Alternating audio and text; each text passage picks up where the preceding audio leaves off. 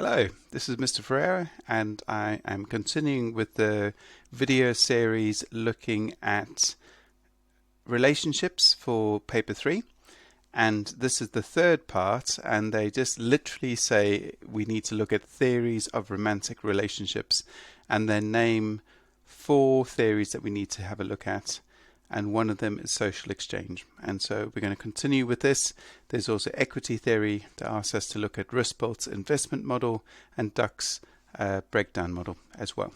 Okay, and these are theories that are meant to be used to explain kind of how romantic relationships come about. They could also explain potentially how romantic relationships kind of don't happen or kind of break down as well. So let's have a look at social exchange. Now, social exchange theory, quite an established theory, and if I'm honest with you, it can make perfect sense. Some people have called these economic models because basically what Thibault and Kelly, once again, these are not names we need to know because in terms of the knowledge, we need to understand the theory and not the names of who did it. It says that social behavior is viewed as a series of exchanges between individuals. Okay, so therefore, for example, if I was walking down the street and I saw somebody and I said, "Hi, how are you doing?" And they then just looked at me and didn't say anything, that would be a little bit awkward, wouldn't it? Okay, there is an expectation that there's a series of social exchanges between the individual. Okay, so if I say, "Hi, how are you?" they say, "Hi, I'm good, thank you," and "How about you?" and things like that. So taking these exchanges into the romantic relationship kind of market, they say that each person attempts to maximize their rewards and minimize their costs. Okay, so that's why people do say it's an economic model. So maximize their rewards and minimize their costs. So these social exchanges are within a romantic relationship or a potential relationship. So it says ultimately we do need to know that social exchange assumes that we can calculate the cost and reward of a relationship. Okay, so what we perhaps then should be asking, okay, so what are the costs, what are the rewards? We see here the rewards are quite simple.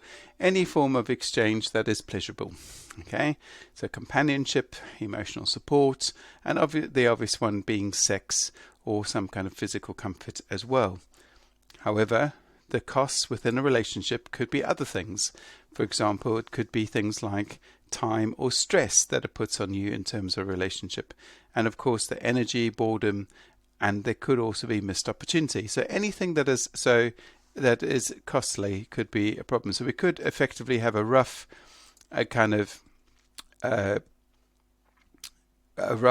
diagram that talks about some kind of outcome is your rewards take away your cost will be an outcome, and that outcome is either going to be positive or negative, and that is literally how simple this theory is meant to kind of work.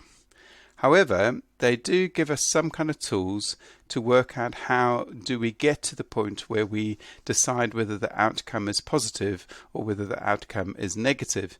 And what they give us are these comparison levels. And so it says that these comparison levels help us judge whether something is either profitable or not, or better or worse. And of course, for us, this is kind of how we make that decision as to whether we should either enter a relationship or whether we should avoid a relationship or whether we should potentially end a relationship. They tell us that they call this here, it's a standard against which all our relationships are judged. So a standard is like a basic measurement. Okay, so in fact, slight link to the Cooper's Company. If you go to the Guild Hall, where the Cooper's badge is, where we're part of the great worshipful company of Coopers, you'll see that actually in the Guild Hall they do have a standard yard measurement. Okay, because clearly if I'm selling something by a particular measurement, I could say, okay, so that is a full yard but if I actually cut off maybe just a couple of centimeters off the end, people might not notice. Okay, and then of course I can gather up all those centimeters and make some more money. And so of course, to stop people from having any form of concern, they have this standard in which they measure how big a yard is, and you can actually go and have a look at it at the guild hall, and you can see that, you know, that's what a standard is. So these comparison levels act as that kind of standard, a judgment against all other things. They do tell us that there are two comparisons. Truthfully, not very adventurous names. We call one just a comparison level, and the other one is for alternatives. So you can see very much kind of economic theory driven, kind of looking at this idea that we can actually work out whether a relationship is profitable or not. Okay, so we see the comparison level. It says we're comparing the past with the present, and I suppose this also makes perfect sense in terms of maybe your own experiences, if you've been in a relationship or not. So you compare your current relationship, and we call this the reference relationship, with what you've been used to in the past. Okay, so you look at what you currently have and you make a comparison to what we have had in the past. Now, it does say all believe is appropriate given the nature of the relationship. So yes, in year one, when you had a mad infatuation for whoever kind of sat across you at the table while you were colouring in, you know, that type of relationship may not be the same as what you are now as young adults, where you might have had other elements in terms added to your relationship. So we do this past versus present comparison level. And of course, what is quite obvious, or I hope it's quite obvious to you, that this could also be influenced by social norms, okay, or the media. And of course, this, what worries me a lot, especially if you consider prevalence of pornography and things like that, that could well set a standard that you can't really measure against. But regardless of how you come across this comparison level, it says here, if the reference relationship compares favorably, we're motivated to stay in the relationship. So in other words, it's quite simple that if what you currently have is better than your past, you want to stay in the relationship, which kind of makes perfect sense. I just found this cartoon. I quite like this idea. It's kind of basically saying, you know, you totally get me. Okay.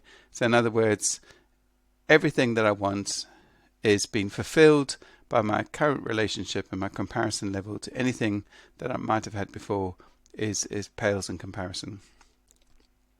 Of course, the alternatives basically looks at possible alternate relationships. Now, part of me does worry a bit about this, and kind of it almost implies that there's a whole string of people waiting just to enter a relationship with you, and of course this may well not be the case, certainly not the case for me. But I suppose what we are doing is a comparison between our current relationship and a relationship that we could be in. Possibly, you know, this is where certainly some men and some women are foolish in kind of obviously making that assumption that maybe the grass is greener on the other side, that somebody else may actually provide something better. But of course, if I do this comparison in terms of social exchange, it kind of makes perfect sense. If I don't feel that my current relationship is rewarding, but a future relationship would be rewarding, then I'm motivated to end my current relationship.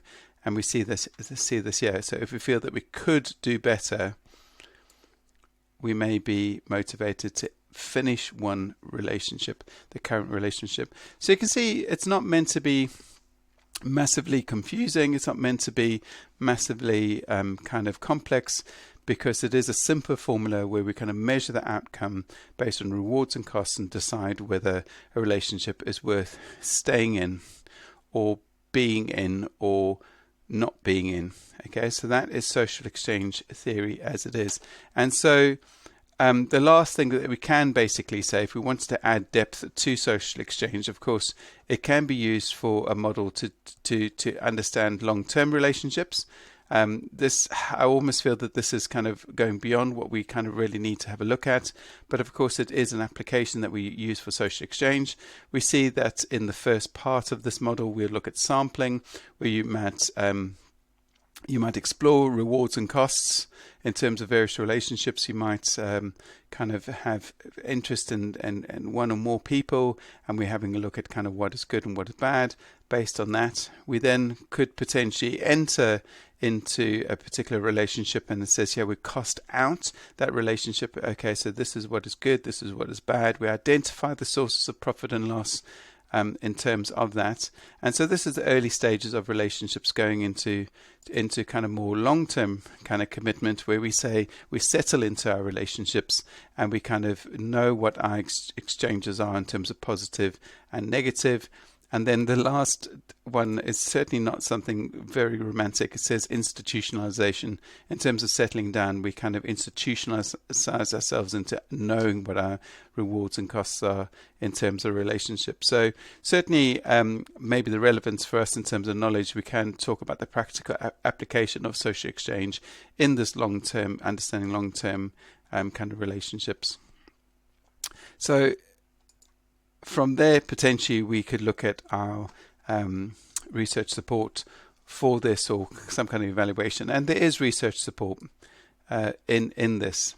Okay, so first of all, comparison levels actually may be something that we do, maybe even unconsciously do. And it says here, if we look at how people react when they're in a relationship compared with potential alternatives.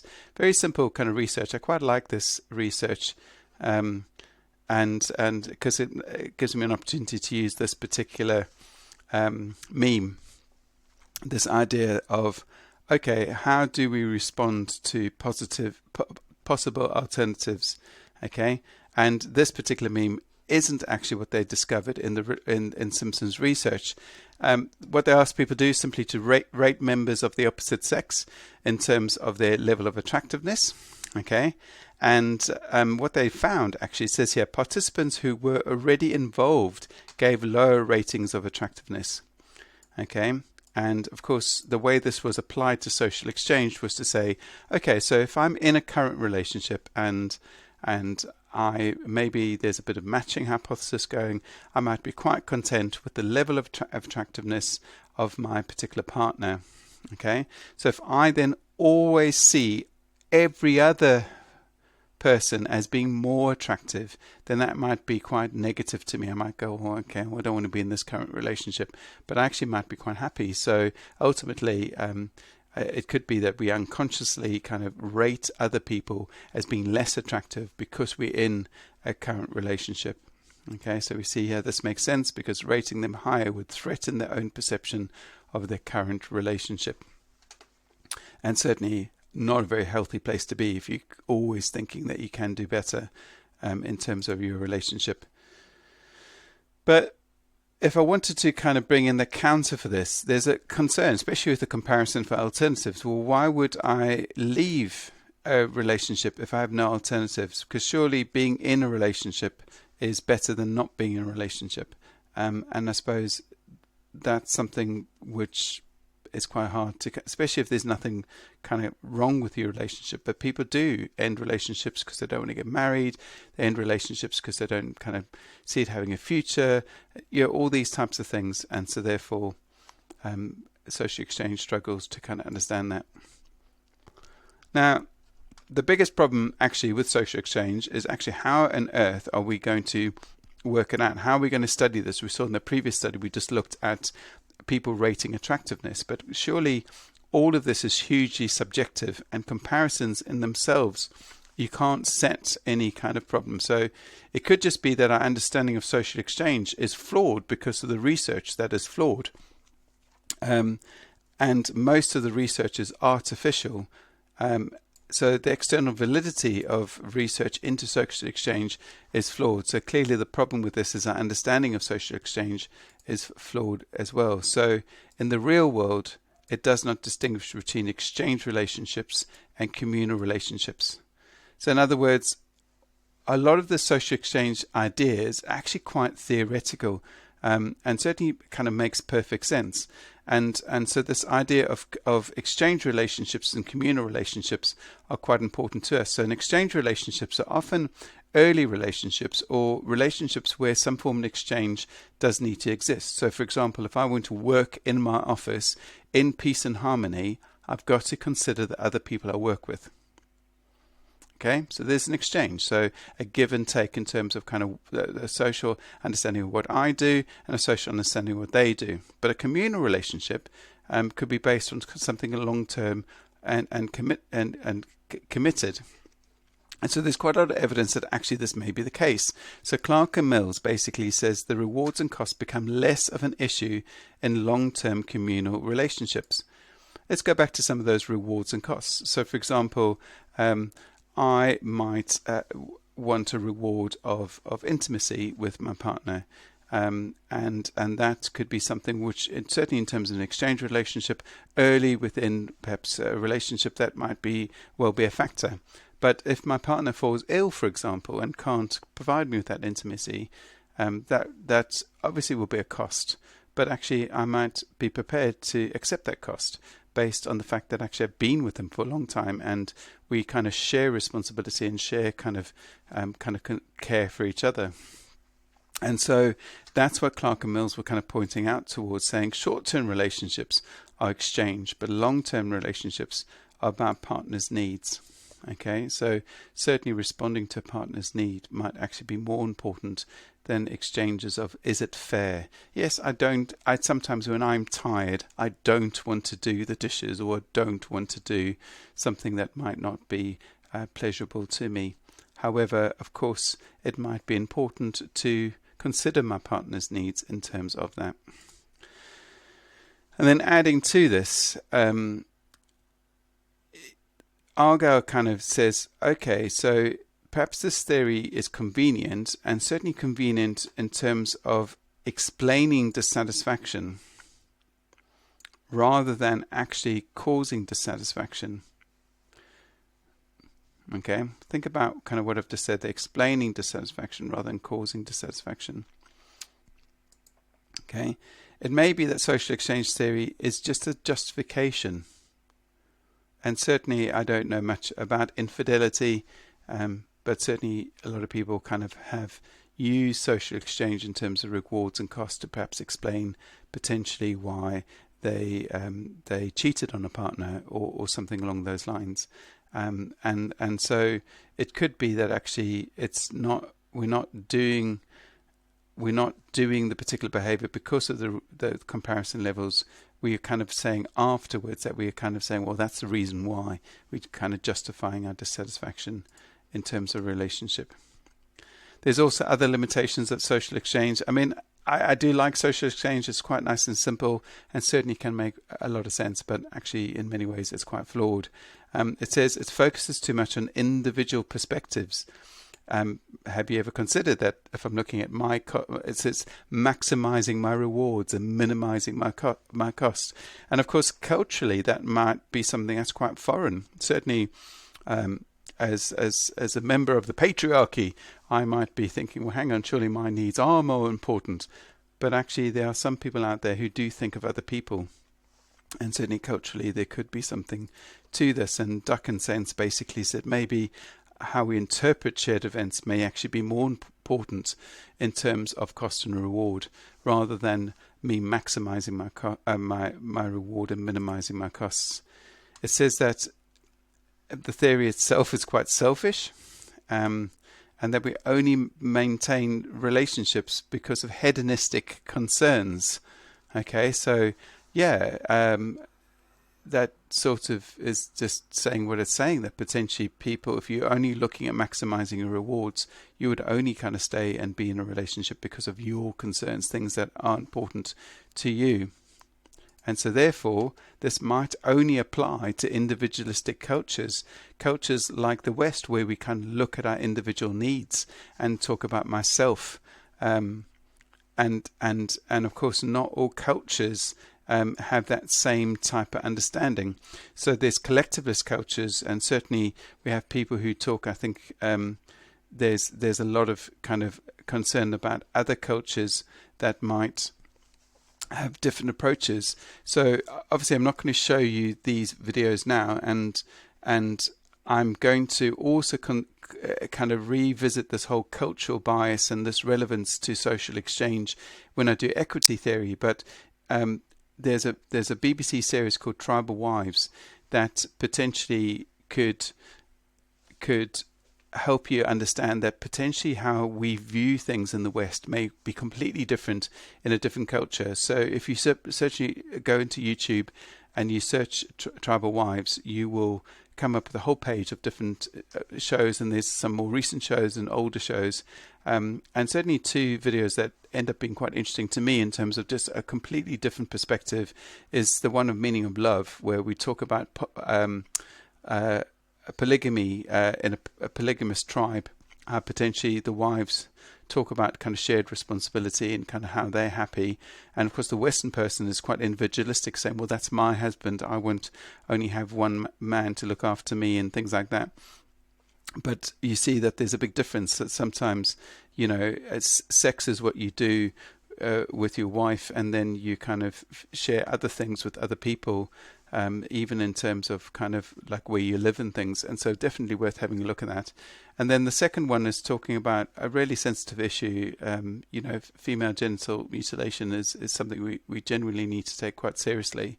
But the second one, circumcision of women, there's a British woman in the tribe that does perform this type of kind of, or has this activity towards women.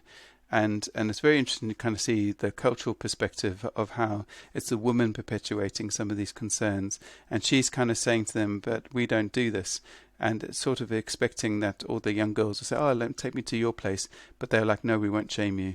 And so there's some real kind of fundamental differences that you might find between these different kind of cultures. And so the reason I'm kind of talking in detail about this is because we kind of have this idea that maybe social exchange only really is relevant to some cultures and not to others.